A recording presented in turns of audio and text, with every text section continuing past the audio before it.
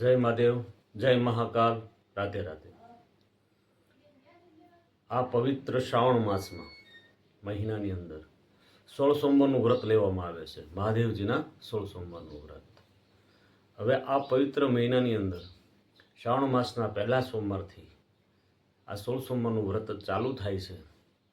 પછી એની પૂજા શિવ મંદિરે જવાનું, મહાદેવજીના મંદિરે જઈને દાદાને જળનો લોટો ચડાવવાનો, બીલીપાન ચડાવવાના, ફૂલ કે જે કંઈ લઈ ગયા હોય લઈ જાઓ, એ ચડાવવાનું, દીવો કરવાનો અને દાદાના દર્શન કરવાના। દર્શન કરીને ઘરે આવીને મહાદેવજીની કથા વાર્તા 16 સોમવારની વાર્તા સાંભળવી, પછી વાંચવી અને આ પ્રમાણે નિત્ય ક્રમ મુજબ તમારે 16 સોમવાર આ રીતની પૂજા અને વાર્તા વાંચવાની। પછી આ વ્રત પૂર્ણ કારતક સુદના સોમવારને દિવસે પૂર્ણ થાય છે અને એ વ્રતનું ઉજવણું થાય છે।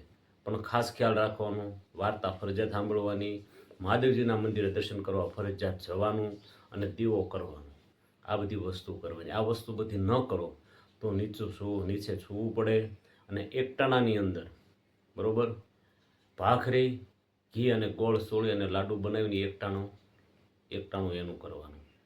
આ રીતે 16 સોમવારનું વ્રત છે મહાદેવજીનું। અને આ વ્રત કરવાથી આરોગ્ય, સુખ, સંપત્તિ અને તમારી મનોકામના અવશ્ય પૂર્ણ થાય છે, બરાબર।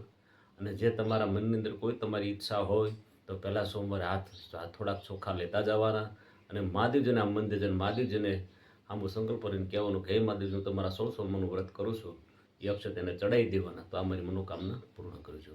આ રીતે 16 સોમવારનું વ્રત થાય છે। જય મહાદેવ, જય મહાકાલ, રાધે રાધે।